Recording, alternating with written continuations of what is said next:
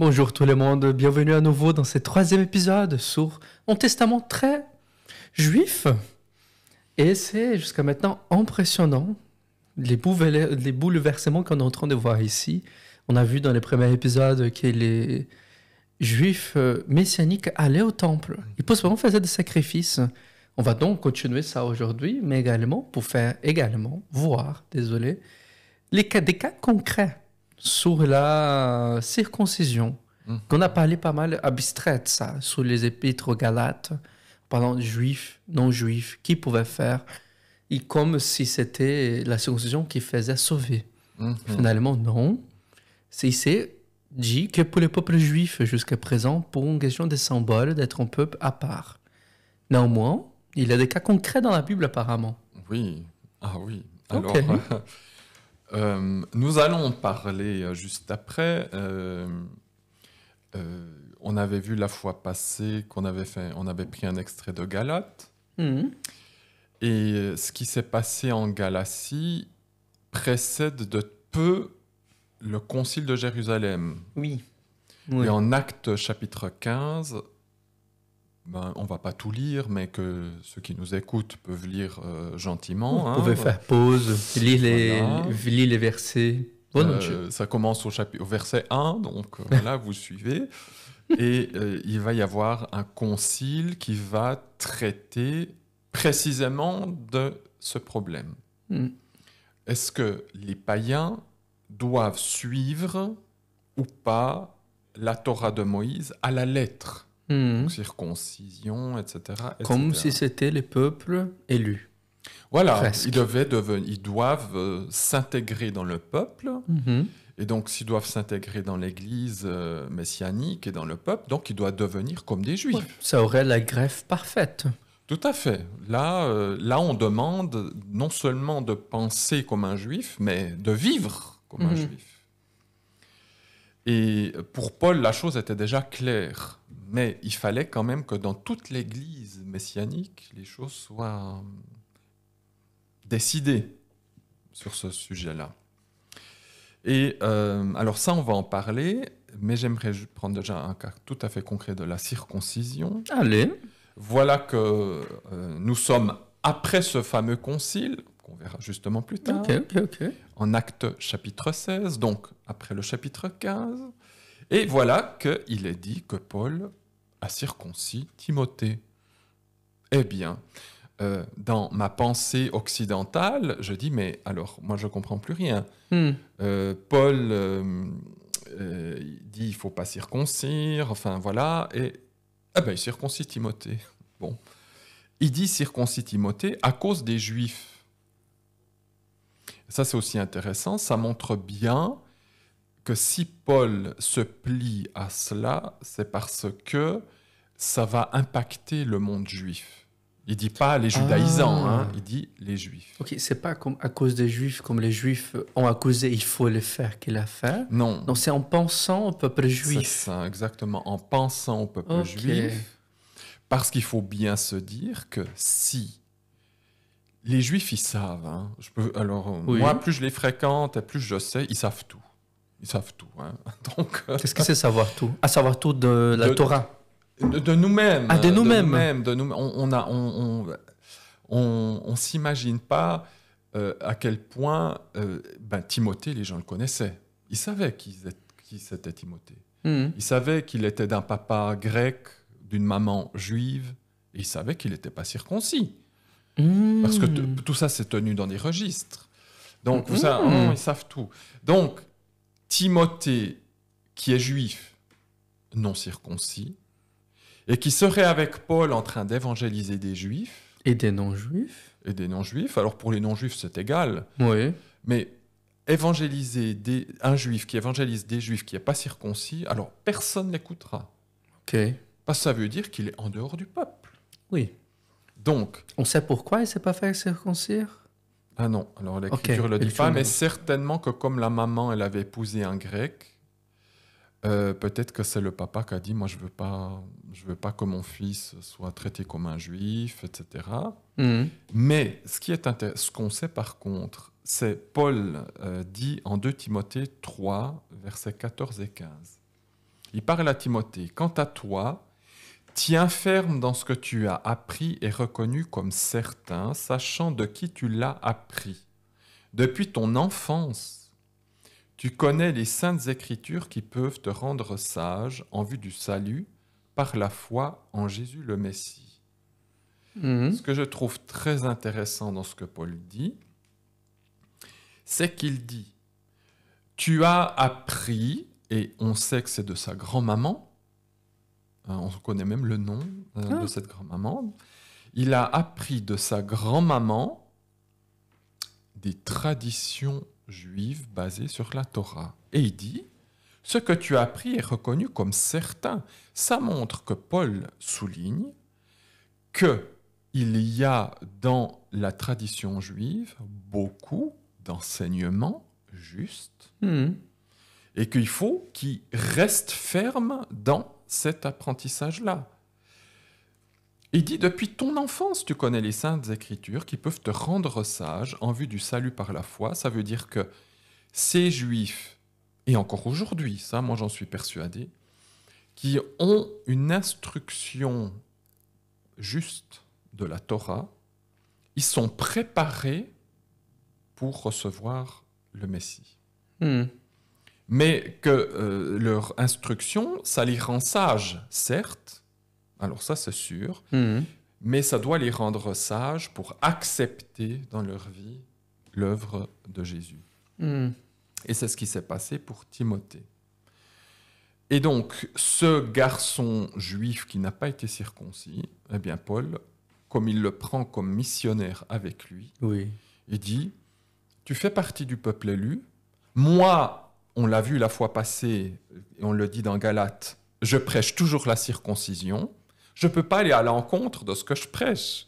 Ça serait les bizarre. pauvres, quand même, la douleur pour faire ça. Alors oui, alors à l'âge adulte, j'ose pas imaginer qu'est-ce que ça a dû le marquer, ce pauvre Timothée. Mais voilà, il a été circoncis et ça témoignait pour les Juifs, pas pour les païens. Les païens, ils s'en fichent de ça. Les païens, en plus, ils venaient d'être faits exempts de faire ça, donc... Et donc voilà, comme ça, les Juifs pouvaient dire « Ah, Paul respecte la Torah, il suit la Torah et il n'y a pas une contradiction en étant juif à part entière et messianique, d'avoir Jésus dans sa vie. » Alors, ça, on avait vu la fois passée, donc il suffit simplement de regarder la vidéo précédente, la vidéo numéro 2. Cette question de Galates, où il dit « Je prêche encore la circoncision et même je suis quand même persécuté, parce que Paul dit que la circoncision ne sauve pas. » Oui. Voilà, ça c'est clair, c'est net, c'est même l'Écriture qui le dit. Ça, c'est le judaïsme qui a inventé cette histoire, mais la circoncision ne sauve pas. Alors maintenant, nous allons un peu entrer dans cette histoire de Acte 15. Et qu'est-ce qu'il est dit en Acte 15, verset 1 ? Celui du concile, hein ? Le fameux concile. Quelques hommes venus de Judée enseignaient les frères en disant « Si vous n'êtes pas circoncis selon la coutume de Moïse, vous ne pouvez pas être sauvés. » Donc, ça, c'est la pensée judaïsante. Et il est bien dit quelques hommes. C'est pas tout le monde pharisien ou tout le monde juif qui pense ça. C'était quelques hommes. C'est une poignée de personnes qui disaient non, on ne peut pas accepter comme ça les païens dans l'Église sans qu'ils soient circoncis. Pourquoi ces gens-là demandent qu'ils soient circoncis? Bonne foi? Ou ils ont essayé de montrer que pour être bien greffé, il faut être un juif? C'est ça, c'est pour montrer qu'ils sont bien des juifs et qu'ils veulent faire bien partie de la communauté juive messianique. Mais derrière cela, c'est que sans la circoncision, je ne peux pas appliquer la Torah à la lettre. Par exemple, alors je fais une petite parenthèse parce qu'il faut de temps en temps faire une petite parenthèse. Allez, parenthèse. Si je ne suis pas circoncis, ça ne me sert à rien, par exemple, de dire « Ah, ben, je ne mange plus de cochon ». Mais si je ne suis pas circoncis, ça n'a pas de valeur. Il faut que je sois circoncis et après dire « Il faut que je ne mange plus de cochon ». Ok.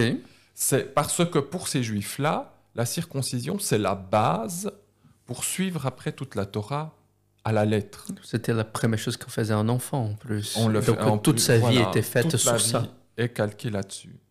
Et on demandait, ces gens-là demandaient que les païens ils fassent la même chose pour pouvoir suivre la Torah à la lettre. Alors, ma petite parenthèse, c'est la suivante. Chacun, je dis bien, chacun fait ce qu'il veut. Moi, je ne suis pas là pour juger quoi que ce soit. Mais je suis là simplement pour donner la logique biblique. Voilà. Il arrive que des chrétiens non juifs ne mangent plus de cochon. Voilà. Qu'ils soient véganes même. Ou Mais vegan. ça, Alors ça, c'est une autre question. Autre question. Mais ils disent, la Bible nous interdit dans la Torah de manger du cochon, donc je ne mange plus de cochon. Bon, très bien. Qu'est-ce qu'on fait avec Corneille alors? Alors, on va voir ça, Ok. justement. Moi, je réponds à ces gens-là, mais es-tu circoncis? Enfin, pour les garçons. Hein. Voilà. Es-tu circoncis? Alors, à 100%, on me dit, ben non. Ben alors, la base, c'est déjà ça. Oui. Si tu manges plus de cochon, la base, c'est déjà de te faire circoncire. Ensuite, on verra. Mais ça sert à rien de dire, je mange plus de cochon parce que c'est écrit, mais je me fais pas circoncire. On fait tout ou rien. Hein. Je Pour veux les dire... femmes, c'est pas 10% que tu fais, le reste tu fais non, pas. c'est ça, exactement. Pour les femmes, c'est fait un trou dans les oreilles qui sont interdites aussi. Oui, alors ça, c'est d'autres C'est questions. d'autres questions, mais bien sûr, si elle mange oui. pas du porc, pourquoi elle a perforé les oreilles? C'est pas interdit, ça. Ah, c'est hein. pas interdit? Non, Ah. c'est pas du tout interdit. Ok, excusez-moi, pardon. C'est pas interdit, ça. Mais ça sert... c'est de dire, ben, je fais à la carte, hein, ça je fais pas. Voilà. C'est un peu la confusion dans toutes ces histoires.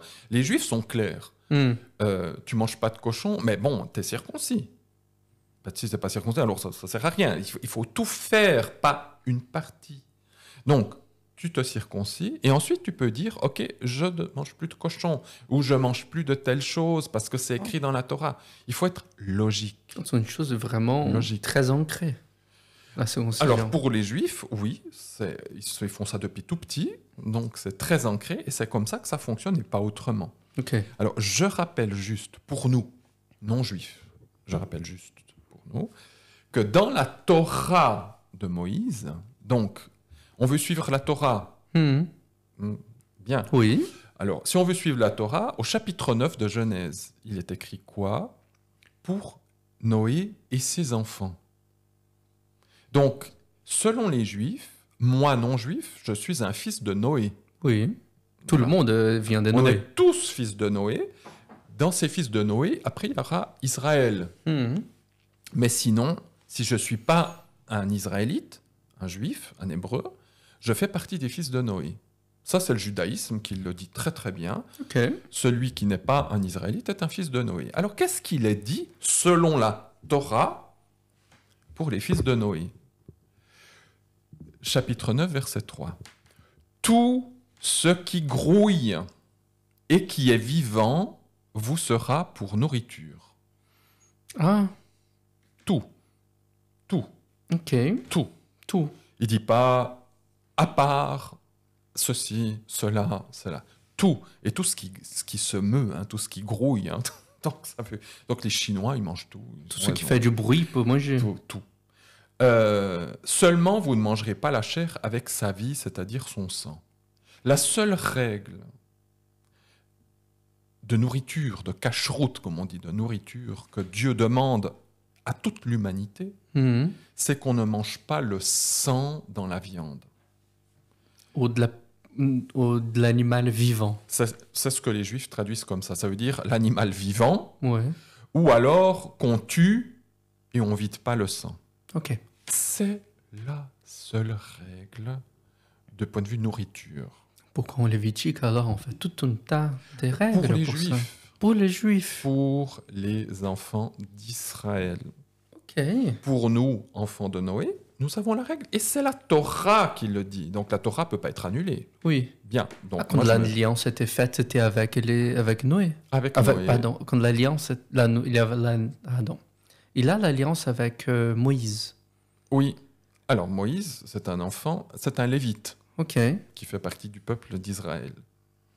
Alors cette alliance, elle est pour eux. Et dans cette alliance-là, il y a des règles de nourriture, etc., qui sont réservées à ce peuple-là. Et l'Écriture est claire. Pourquoi Dieu a donné ces règles? C'est pour qu'ils soient séparés des enfants de Noé, de nous.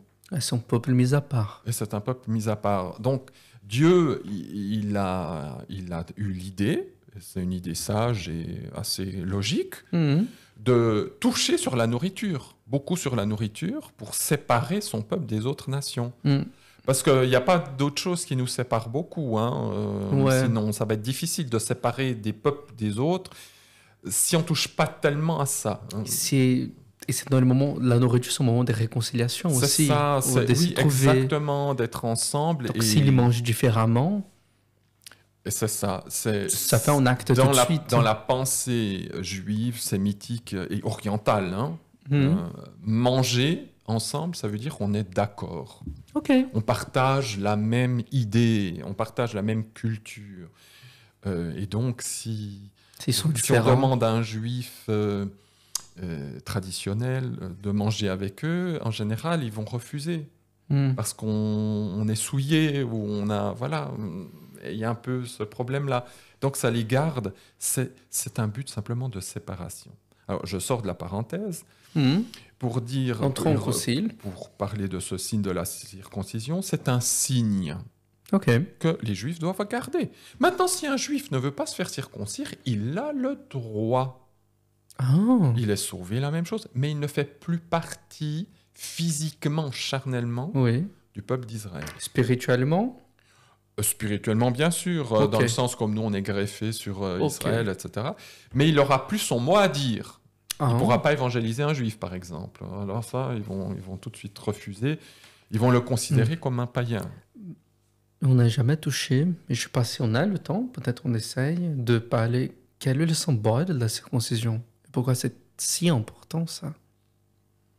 C'est un symbole, ça touche à la partie la plus intime de l'homme. Et ce petit bout de peau qu'on enlève, c'est un symbole de mourir à soi. Des sacrifices? Alors, un sacrifice dans le sens, je donne ma vie à. Mais pas un sacrifice dans le sens méritoire ou ça va être le sacrifice néo-testamentaire, c'est-à-dire je me donne, je renonce à mes pulsions, parce que ça touche au niveau des pulsions les plus primitives, si je peux dire comme ça, de l'homme, surtout chez l'homme masculin, le mâle. C'est la zone où tout est concentré au niveau des pulsions. On sait bien que l'homme est beaucoup plus chaud à ce niveau-là, charnel que la femme. Elle a beaucoup d'autres choses qui fonctionnent. Et en enlevant la tête à ça? Et en coupant ça, c'est comme je dis, je renonce à ce que c'est ça qui me gouverne. C'est une des interprétations. Mais c'est entre dans la catégorie, comme Dieu a demandé, on fait. Voilà, on le fait, c'est une loi, on le fait. Ça se fait le 8e jour, après le jour de la résurrection. C'est pas par hasard,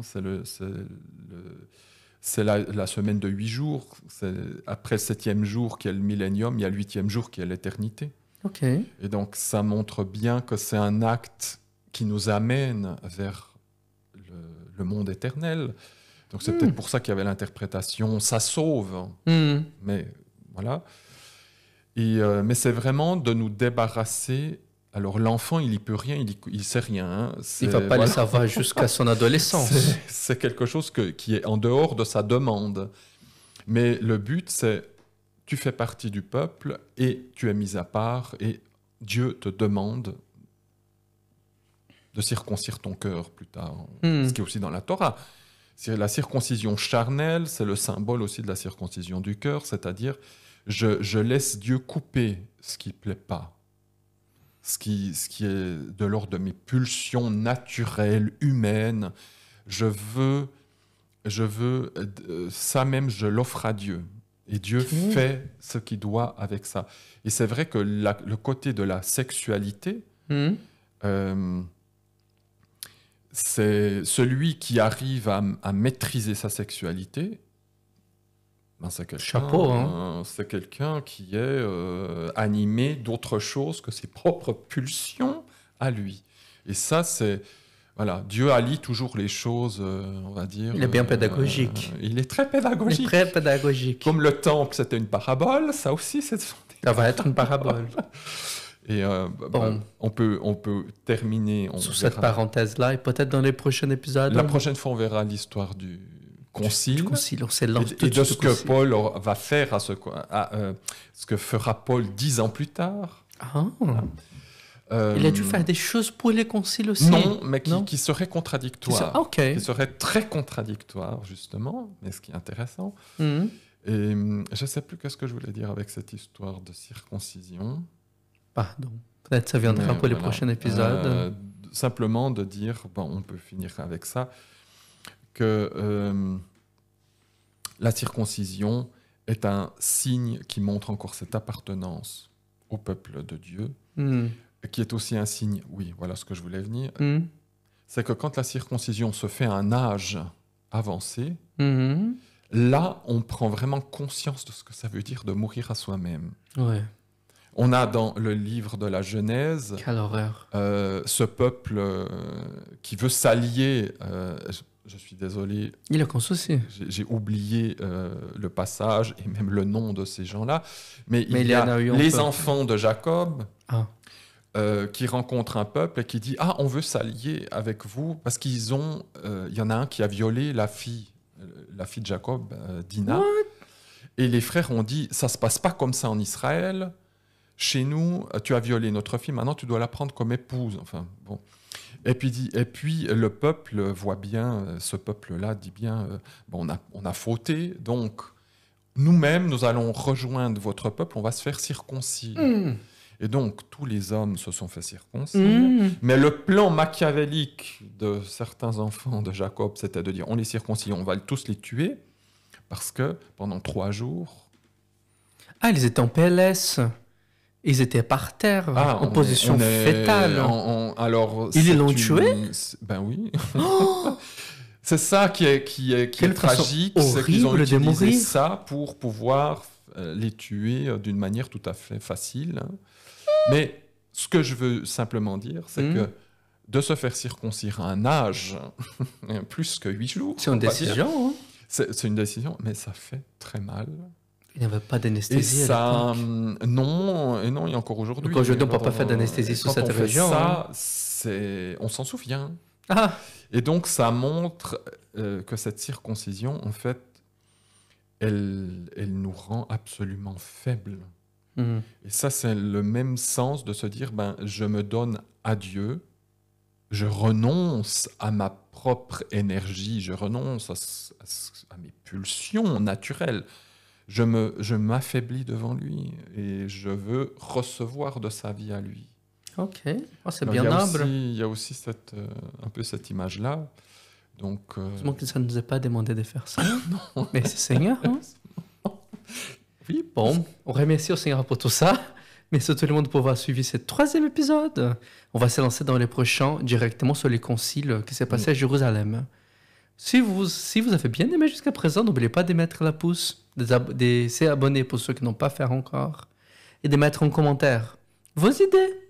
S'il y a des thèmes que vous en voulez savoir davantage sur ça, des paragraphes ou revoir des versets qu'on a un peu parlé, on est libre pour les idées. En tout cas, au prochain épisode. Volontiers. Volontiers. Au revoir. Au revoir.